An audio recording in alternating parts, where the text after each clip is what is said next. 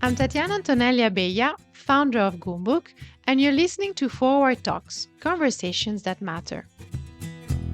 This episode continues our special series, Climate Leaders Rising Up to COP28, in partnership with MasterCard and with the support of Dubai Government Media Office. We're sharing inspiring stories of sustainability leaders and climate champions driving impact from our region to the world. I'm joined today by Allyson Anderson Book, Chief Sustainability Officer at Baker Hughes. Baker Hughes develops and deploys advanced technologies to serve energy and industrial companies looking for more efficient, more reliable, and cleaner solutions. They operate in 120 countries worldwide, and their diverse portfolio of technologies and solutions are transforming how industry works today and in the future. As Baker Hughes' Chief Sustainability Officer, Allyson oversees the company's energy transition strategy. In this episode, we address the elephant in the room, fossil fuels and the climate crisis, and we talk about the various pathways to accelerate the energy transition and achieve net zero. Allyson also shares her insights after attending the New York Climate Week. Basically, what you hear on the ground is there's kind of this dichotomy that happens. So the first is you've got a passionate group of people that will turn up at Climate Week, not to attend the forum per se, but more so to demonstrate. And so there were people protesting basically fossil fuels and saying fossil fuels are bad. They're bad for the earth, bad for people, etc. Now, that's a very unnuanced thing to protest. And so then on the other side, in all of the meetings, it's a completely different dialogue.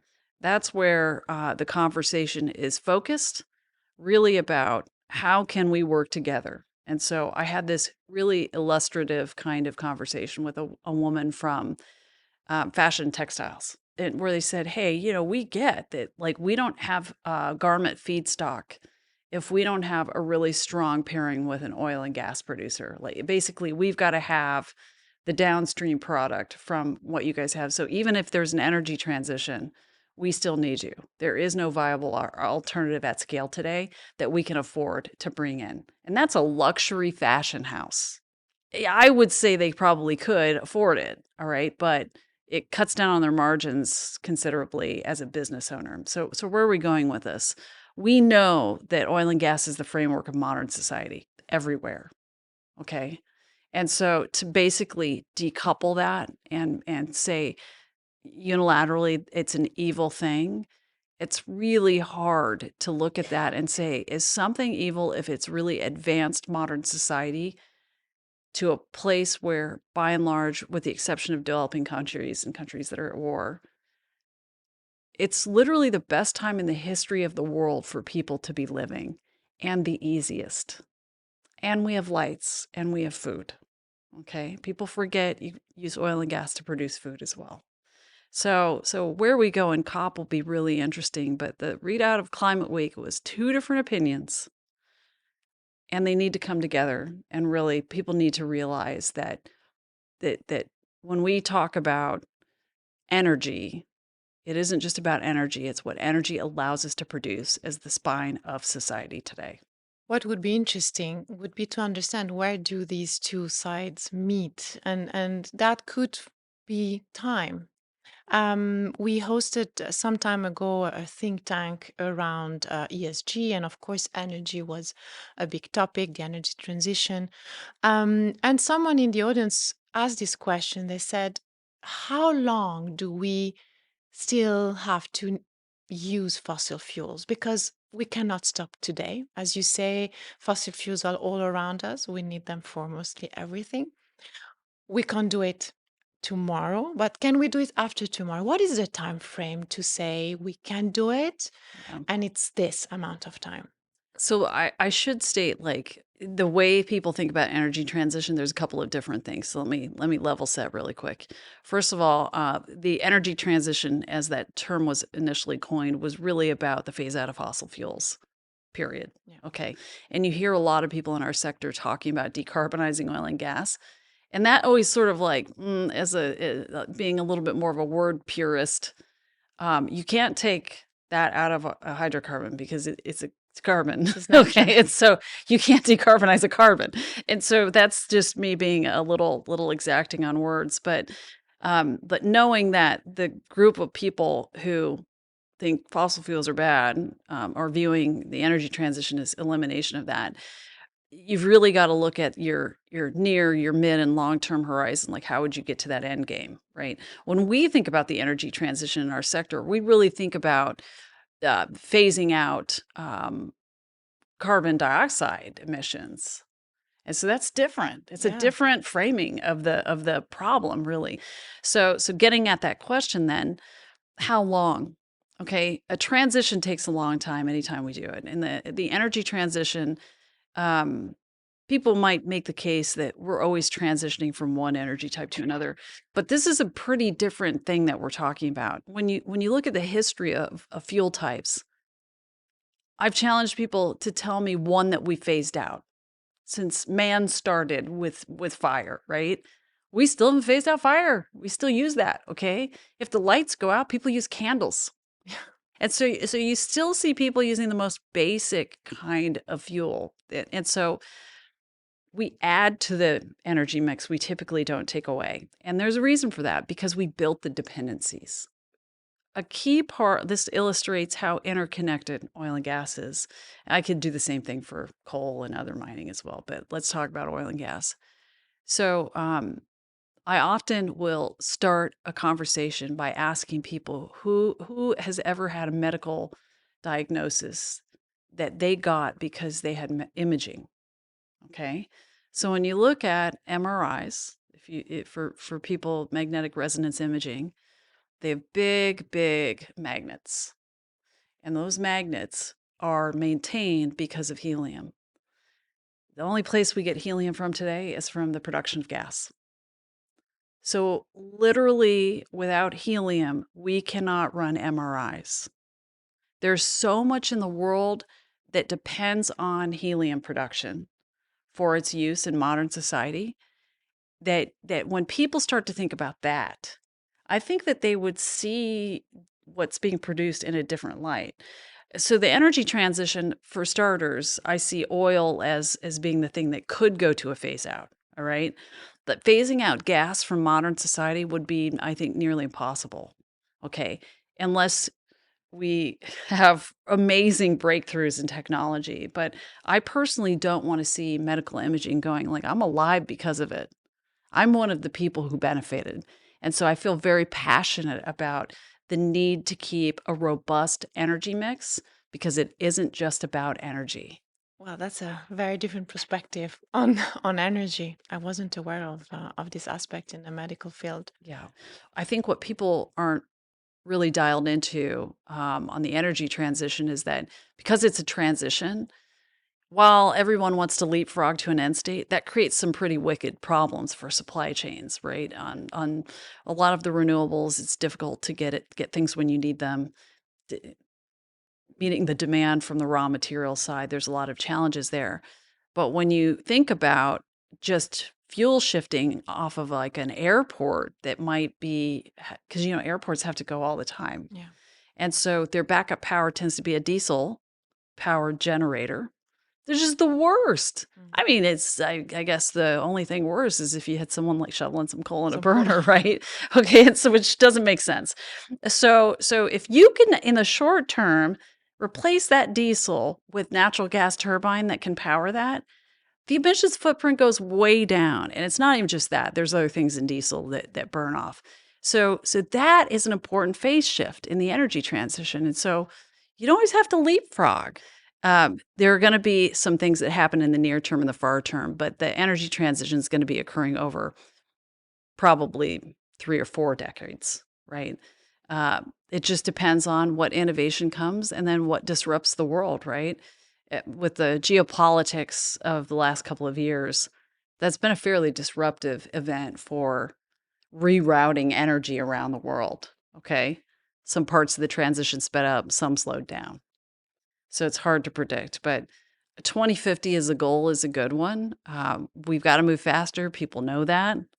Countries know that. But we have to be pragmatic about how we do it.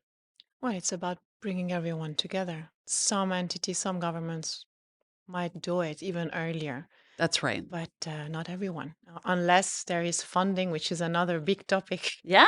for Yeah. COP. Who's going to Yes. fund all this energy transition? That's right. And you know, when you were talking about how much we've increased our need for energy, I remember a few months ago seeing a graph exactly of what you said Yeah. on how much we've increased all the different types of energy sources that we're using. We've never decreased it. No. No, and this is scary, and this is something we need to remind ourselves as well. I'll make sure we share maybe this graph also on our episode notes, because this is data we need to share, and maybe what is missing also here in the region is data sharing. I can see how now everyone is trying to, accelerate a bit the process, sharing experiences, bad ones, good ones. I believe you're also part of the CSO network here in the UAE. Can you tell us a bit more? Because I think it's a fascinating group of chief sustainability officers who are doing an amazing job and are able to share, right? Yeah. So this network is something that we've attended as Baker Hughes for a bit, but this was my first meeting, and I got to tell you the value of being in the room and being able to meet people was immediately apparent to me. Making the trip over here, um, at first blush, maybe people would say you'd go over there for one meeting. Well, it isn't one meeting, because then what follows that network is a series of other follow-up meetings that allow us to get together with other companies that are really prevalent in this region.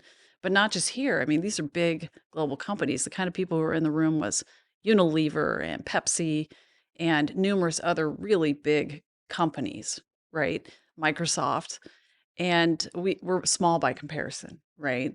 But the way that we can cross connect to other sectors in that forum is really terrific. And I really got to give the Prosperity Institute and ERAM really high praise for pulling everybody together. It's not an easy thing to do, but the quality of the dialogue that I had in interacting with people was tremendous. Another very interesting aspect you brought up is it's not just about energy, it's about what is around it. So when we burn fuels, what goes into the air, right? Air pollution, it's something that is affecting all of us all over the world, and nobody talks about it. It's really underrated, but it comes from burning fossil fuels and the wrong way, the wrong ones, in the wrong quantities, and it's all around us. Yeah, part of that transition, it's like the example I gave with diesel. There are still parts of the world that don't even have that quality of life, right? And so you'll often hear people talk about the energy trilemma, and it's making sure that you can have sustainable energy production, right? So that you always have the lights on. Um, I would add, that's affordable, right? And then the last part is making sure that people aren't priced out, and areas that you'd want to bring in energy for the first time. What good is that if they can't even afford it in the first place? You're just creating more poverty, right? And then driving that divide even wider. And so there are parts of the world which, interestingly, lend themselves to maybe the flexibility that you'd have with gas, okay, in the short term, so that they can have any energy versus burning everything from wood or animal dung or whatever it is that people are still using. Biomass, I guess, would be a more polite way of saying that.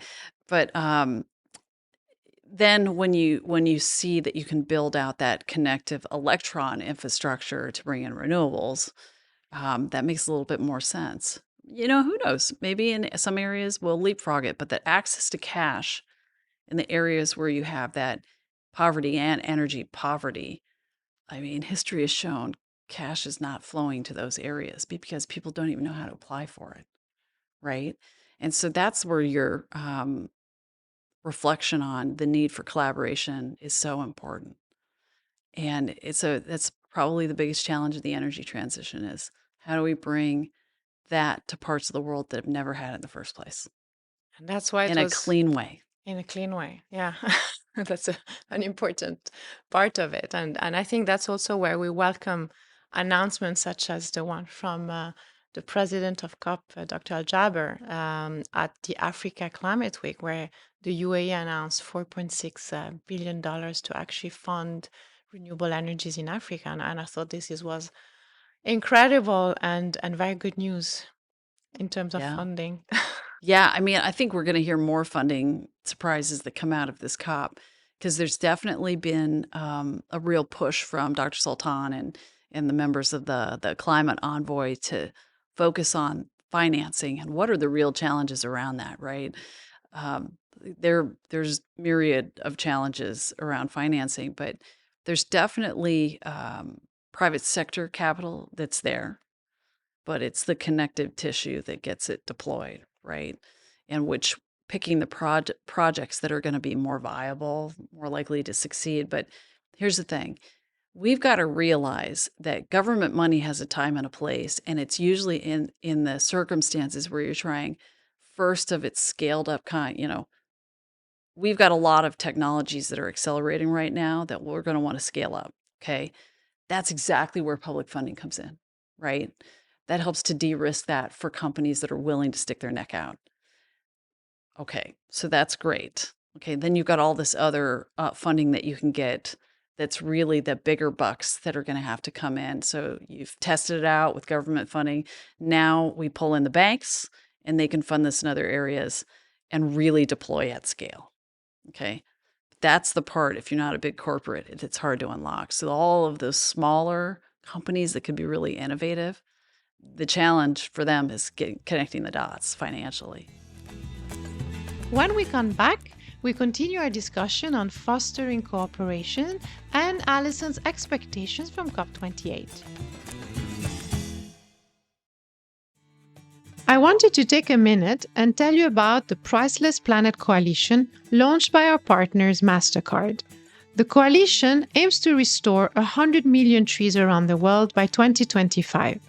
You can visit the Priceless Planet Coalition website in our show notes to find out more and join the movement.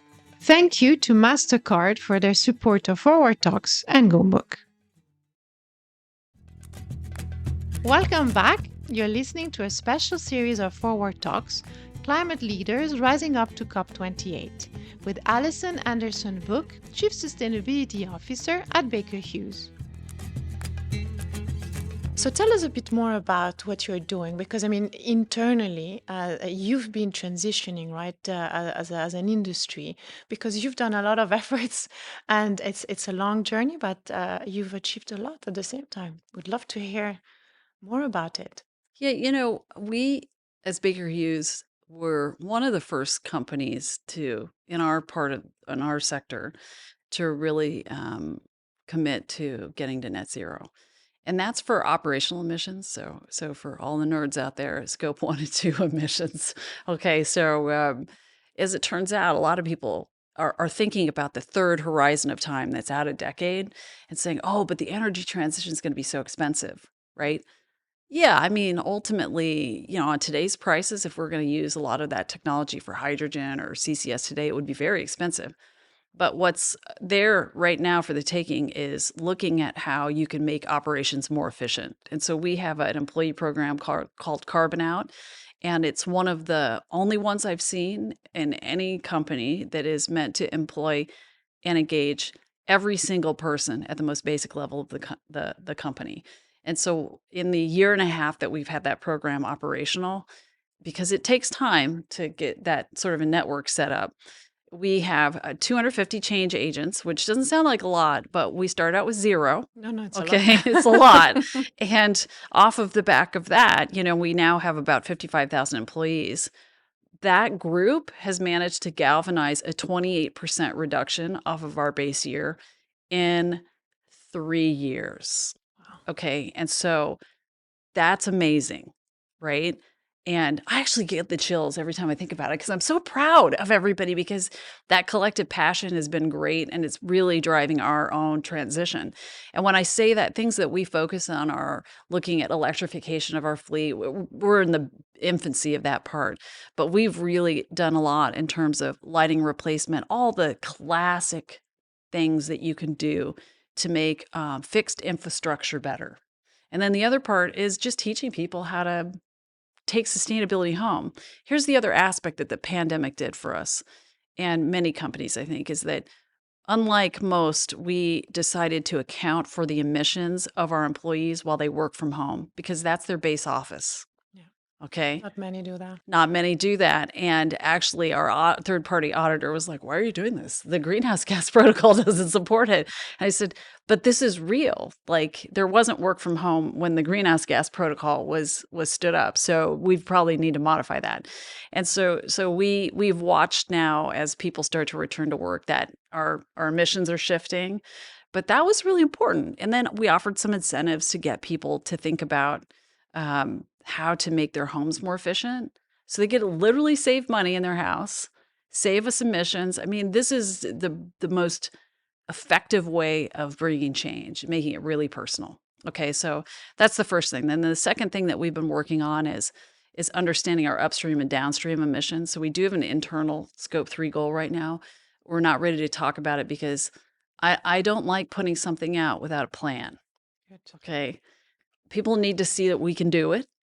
And that means engaging a lot of people across our company. Scope 3 for us is tied to the emissions in our products. Okay. And if we are enabling continued use of oil and gas, then we've got to really be smart about producing products that are more efficient, that don't produce as emissions, that are closed system. And that is where our scope 3 reductions are really going to come in and be so pivotal because that means our customers like ADNOC, are going to get something that allows them to reduce their scope 1 and 2 emissions. That's pretty amazing. There's also another aspect of what you do that is very important. I mean, you don't only serve the oil and gas industry, you also move to other energy sectors, and maybe that also you can tell us more because that's Sure. growing and we need that. Yeah. Well, so we're a company that has this classic long-term oil field service and equipment focus. That's what I think in this region people really know us for. But there's a part of what we do that's on industrial energy technology and manufacturing. So if you look at our emissions profile, it's really heavy on that side of it, okay, because we make turbines and things for power generation. But in addition to that, we have a big digital portfolio and we put sensors on anything that rotates. And so our sensors show up all over the world and people don't even know that it's a Baker Hughes product. We also have other things that we do that are really quite cool. One of my favorite things is it's called Waygate. And what Waygate is a way to image things like the inside of a phone without destroying it. Okay, so product testing often requires like for a long time the first thing I learned about it was this was employed for batteries. Okay, it's batteries in cars. The way that they used to figure out if a battery was manufactured correctly is to cut up every five battery, like the fifth battery in a line. So think about the The waste. waste. Oh my God, right? That's That's like a phenomenal amount of waste, 20% waste. How is that acceptable? And so what Waygate allows companies to do is we'll make the equipment and then they can use that to basically, you can send the equipment, like whatever it is you want to see without breaking it open and make sure that that everything is where it should be in the manufacturing process, which is pretty amazing. And so we've got this broad array of technology, but the next frontier is our climate tech solutions. And so in that we focus on geothermal as for renewables. And it's my personal favorite. I'm a geologist, and so I tend to want to talk about geothermal a lot. So I have to hold myself back. Carbon capture and storage. Again, I'm a geologist, so I think a lot about carbon storage or sequestration, whichever term you want to use. And we focused a lot on novel capture technologies as well, because once you take the cost of capturing carbon down, suddenly it becomes just as a whole much more economic. We also have hydrogen. We have our main manufacturing site in Italy. It's in Florence, and that's an area where we're building out a hydrogen storage facility as well as testing because we have one of the only commercial turbines that can run on hydrogen today. And so Amazing. right now it's a natural gas hydrogen mix, but that's the great part of the energy transition is while things scale and we can test them, we can start with that mix what we have today with natural gas, and there's not as much hydrogen that's available, right? But as that can change, then you can suddenly have this turbine that you could put more hydrogen in and phase out natural gas in that case. Another aspect of COP28 will be to, yes, funding, but funding adaptation. And I Yes. know when we briefly spoke before today, you actually mentioned this, right? The Yeah. importance of funding adaptation because we talk a lot about mitigation. And maybe this is an opportunity to actually define what mitigation adaptations are and also explain the importance of adaptation for this COP. Mitigation is basically taking the energy mix today and mitigating the impacts of CO2 emissions, like basically saying we're going to curtail that. So mitigating the energy system today so that it produces less CO2. Okay. And so most immediately, I think one of the big mitigative measures you're going to hear at COP is going to be um, zero methane emissions. Okay. By 2030. That'll be exciting. So if we do mitigate, we should see more positive impacts faster. Okay. At least in certain parts of the world. But in the meantime, knowing that we're probably not going to get to that as fast as we'd like, adaptation allows us to live in a hotter world. And here, I think that's like profound. We're good Okay, at that. where We it's have experience. yes, it's very hot here. Yeah. Okay, and so imagine it getting hotter. Um, we've got to do a lot of work on adapting because we've got a lot of people that sit on coastlines that are going to have to come inward as sea level rises. And so the adaptation part is where we've got to put money aside so that it isn't about the response. It's about proactive adaptation. Okay. There are going to be people who are listening saying, Allyson, but how's that possible? Because you're adapting, and that is something that happens after an event happens, right? But you can anticipate that sea level is going to rise. And so maybe that means in an area they've never had a levee system. Maybe we should put a levee system, right? Adaptations tends to be unsexy, and it always comes in the way of too little, too late, giving money to fix a problem later. This is where we need to focus today as well. There's got to be a dual track. We got to do them at the exact same time, and we need to put a lot of more money in adaptation. Because right now we're putting a lot of money in rescue, in emergency. Yes. So instead of doing that after, and unfortunately seeing a lot of losses, adaptation is the same money. It just needs to be put earlier. Earlier, absolutely. At one point in my life, I was living in the Gulf Coast region of the United States during one of the single greatest natural disasters that happened, which was Hurricane Katrina, at least for the U.S. And seeing how unprepared we were as a society for that, I mean, it was appalling. Okay, and the net outcome was so much damage and destruction, but also the sort of intensity of poverty in the region went up. And so long term, it isn't just that people lost their home, which is awful, but they lost their livelihood. And some people moved out of the region smartly and never came back. Okay. And I think that was actually a good adaptation measure on their part. But imagine being upended from your home and becoming a real life climate refugee. We had climate refugees during Katrina, and people forget that. It's not about only poor countries. Climate refugees are happening all over the All world. over the world, which is why I bring up that example. Look at the island nations. If you were watching COP last year, I thought that was the most powerful part was sitting down and listening to the delegates talk about their perspective. They didn't contribute to the problem, but they're the ones who have to adapt the fastest. Well, now this is leading to my next question.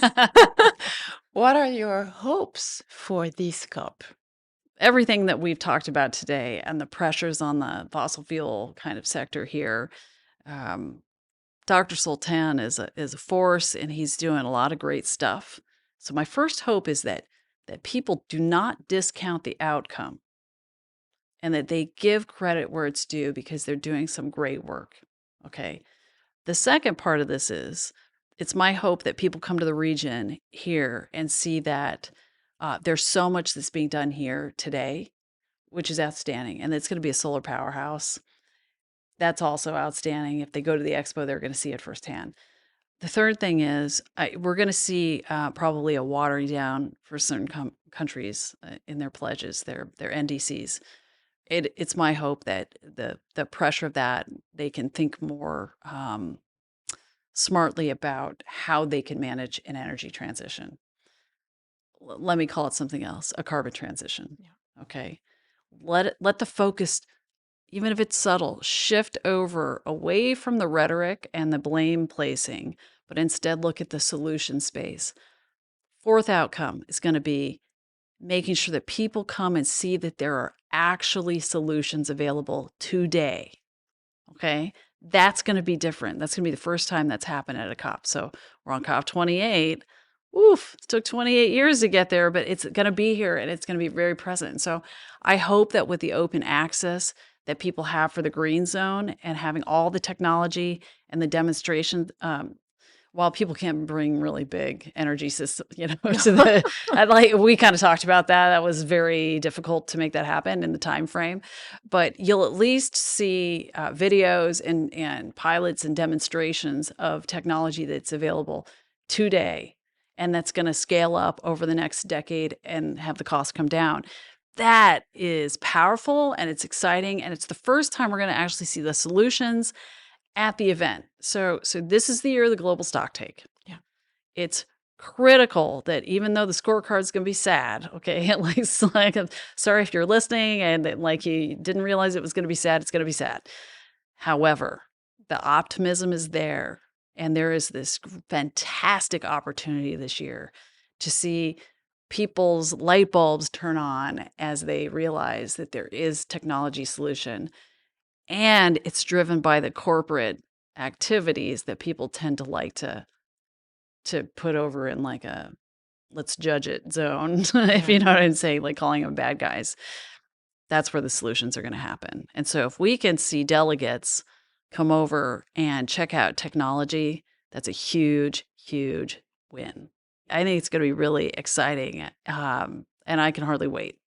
Well, I think in the UAE, in the region, we're all very excited because we know that, especially when the UAE says, or they put, their effort in something, it's amazing. Like Expo has been amazing, and what is happening in this country at such a fast pace is very inspiring. So I really hope that this optimism will be contagious for the rest of the world once they're here and they understand what's happening. So, Allyson, thank you so much. I could honestly go on and on asking you questions. Maybe we'll do another episode one day, but it's been really, really interesting, inspiring, and I've learned a lot. So thank you for that.